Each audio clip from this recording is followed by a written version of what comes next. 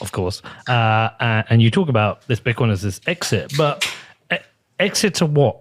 Also, is it exit until over this short period of time that we have to get through? This maybe short, sharp shock of debasement, and then we go back to the normal? Or do you think there's an end game here where we set a new normal? Where are we actually just going to reshape the world now? Like, how do you think about that? Because we can explain Bitcoin as a exit for current economic issues or short-term upcoming economic issues, but also should we be framing a new end game? I just love the money is time and energy in an abstracted form. And I like Bitcoin can be that for you. That's what money is.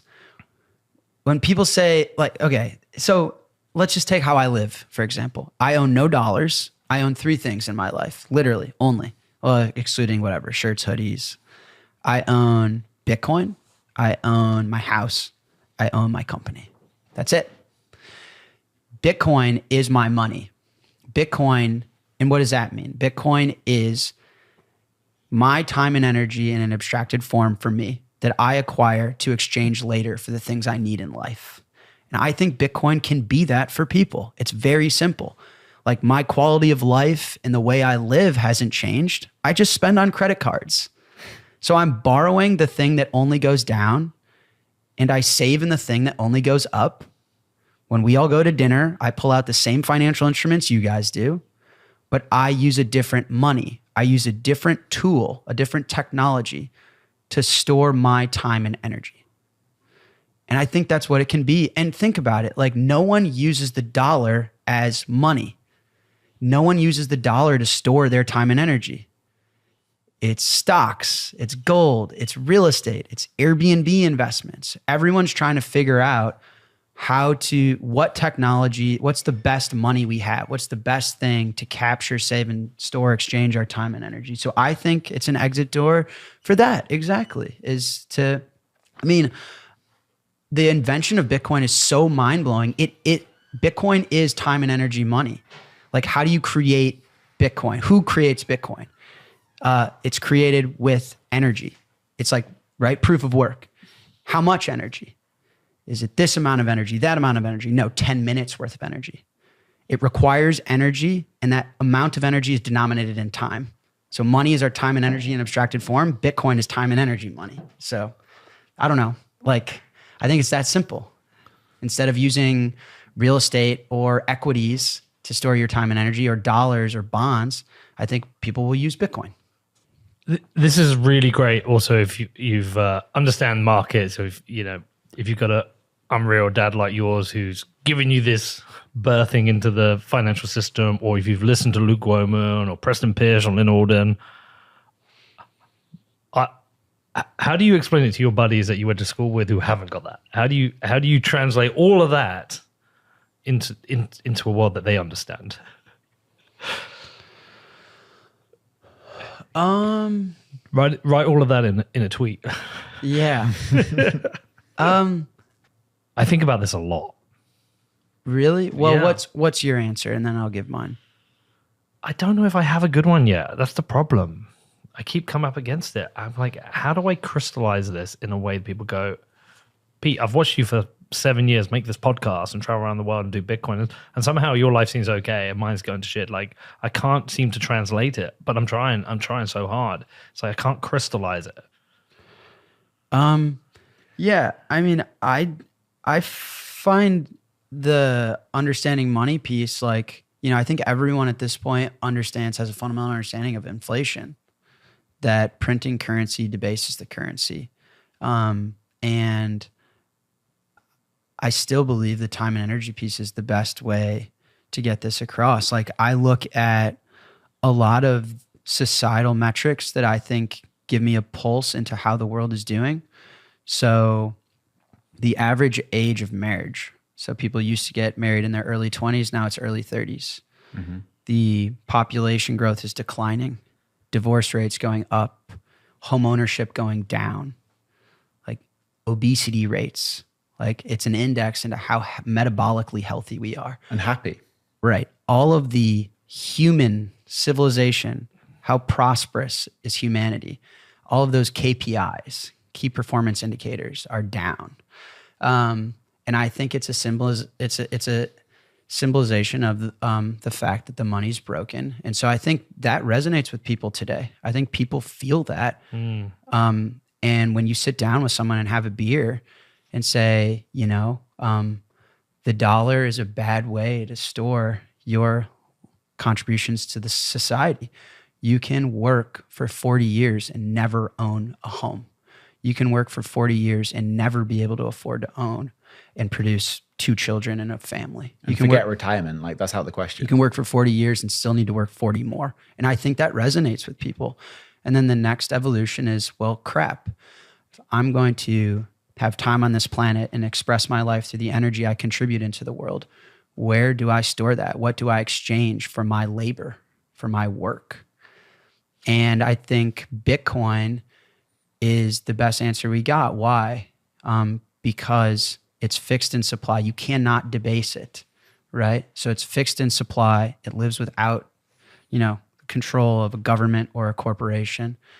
And so that's the way I would explain it, very simply put. But I do believe we're in a unique time now where that level of civil unrest and pain has reached a point where people are willing to listen and engage and explore in this topic. I think that retirement one is a good point. I mean, it's out of the question for so many people. Well, me at 45, most people expect 65, they're done. And hopefully can retire before then. But I think, with 20 years to go, it's a very easy question to turn around to people and say, okay, when do you plan to retire? Can you? Yeah. What have you got that's going to allow you to retire? Well, think about it, right? Like, let's say one paycheck gets you a month's worth of groceries. Yet, 2 paychecks, whatever. One paycheck, 1 month worth of groceries. They debased the currency to where now one paycheck only gets you 1 week's worth of groceries. So when they debase the currency, they're debasing you. And so it's requiring more time and energy from you to have a sustainable life. So people can only get married later because they need to contribute more time and energy into this world to be able to start a family, to be able to own a home, to be able to retire, to be able to have groceries, have gas in their tank. And so by debasing the currency, you're requiring more time and energy from individuals and from humans to have a sustainable life, or a life that we all agree is worthwhile, right? And so that's the crime and that's the problem. And I think it's reached a point where everyone feels that. And so that's the way I would explain it, is the reason that you don't think home ownership is ever attainable, that you don't think you can have 4 kids and retire early and go to their soccer games and tutor them in math class and teach them how to ride a bike. And the reason that you're worried about divorce because you're economically unstable and there's stress in the household because your future is uncertain is because of your money, because your ability to capture your labor, your time and energy, and the technology you're using to do that. And I would take a look at Bitcoin. That's what I would say. Yeah. You did a very interesting presentation recently where you basically explained to people, if you were to go onto Coinbase and you saw Bitcoin and all these other things, why it's Bitcoin. I think it's good to revisit that as well. Sure. Because I'm definitely going to be forwarding this show out to a few people to listen to. And I we're back in that time where your friends are phoning you and they're like, am I too late for Bitcoin? What about the other Bitcoins? And you're trying to explain to people. But you approached it. I think you approached it in a very interesting way. Well, I did 2. I think I did one in Madeira and then I did one in Prague, right? I want to touch on the Prague one. Okay. Where you went into proof of work. Yeah. Why proof of work is so important. And I know a lot of people wouldn't know this already, but let's preface it with just a very quick TLDR, what proof of work is, so people understand we're talking about mining and et cetera. Yeah. It's a hash cost function is technically what Adam Back created. You have to do a verifiable amount of work, of computational expense to produce a data set, to produce a random number. You can set how difficult it is to do that. So how much computational effort it requires to achieve that, and you can verify it instantly.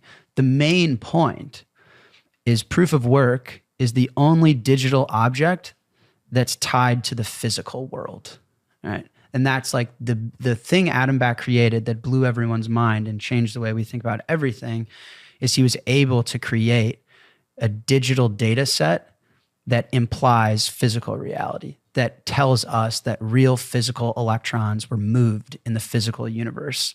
And that is the invention of proof of work. I don't know if that's the answer that you were looking for, but yeah, definitely. And it was the explanation of why proof of work is more important than proof of stake, the differences between the two. Yeah, so because honestly, you crystallize it in a way that I hadn't heard it talked about before. Yeah, well, okay. So you know the fallacy that, money is this like construct. If we all believe that bananas are money, they're money. If we all believe Ethereum is money, they're money. So it's this collective illusion of belief. That's not true, right? Like money is a technology in the same way that an airplane is technology. If we all believe that a banana is an airplane, you can run off a cliff and jump on the banana and then you'll die. And that'll fix everyone thinking that a banana is an airplane. So money rewards you matching your expectations to physical reality, right? So for those that want to travel and get on an actual airplane, they'll get to their destination. For those that want to travel and get on a banana, they'll die. And so you're rewarded to match to physical reality, right? And so this collection of beliefs that like proof of stake is banana airplane, right? It has no physical ties to the real world. It doesn't honor and respect physical reality. It is an abstracted illusion. The reason that proof of work does and is tied to physical reality is, again, because it requires the physical universe to produce a specific amount of energy to computate and solve a math problem. And the digital world's able to understand that math problem because it's just a piece of data. But that piece of data can only be produced by the physical universe. And so therefore, Bitcoin is the only cryptocurrency, is the only digital money that respects the physical laws of the universe, which makes it an actual contender to be money. It is energy money, right? Denominated in time, like I said. Whereas Ethereum is a construct in people's brains that, if everyone wants to treat Ethereum as money and save themselves from what we're talking about, the bond market collapse and currency debasement, they're going to jump on a banana and try and fly, and they're going to get hurt. Did you blow your own mind when you went through and constructed the presentation? Yeah, Bitcoin's like the most. What Satoshi has created is, it's almost a spiritual experience trying to understand it. It is mind-blowing. I was thinking about this podcast and coming to talk to you guys, and I blew my own mind. It really, I hope I'm articulating this well. It really blows my mind. Whereas monies are time and energy in an abstracted form, Bitcoin is the only money that is backed by time and energy, right? Like it actually, the foresight that Satoshi had to have had, it's really hard to comprehend. What would be the perfect money? The perfect money, so the government can just print time and energy backed by nothing. So what's the perfect money? The perfect money is the only way to create it is by contributing energy. So it's energy-backed money. Okay, that's proof of work. The other perfect property of money is the time piece, right? How do you incorporate time? Well, how much energy is required to create a Bitcoin? It's denominated in time. 10 minutes worth of energy is the answer. You're like, wow. So money is a market good. That's our time and energy in abstracted form. Bitcoin is money backed by time and energy in the physical universe. It's crazy, right? And what he created is like, we have this digital ledger we all share. Who gets to write to that ledger? Who gets to update it? The Fed, Saylor, Fink, Trump? No. Whoever solves the proof of work hash cost function is the answer. Who's that? Somebody any of with us. A bit axe. Any of us. Any of us who can take the energy from the physical universe and back our money with it, right?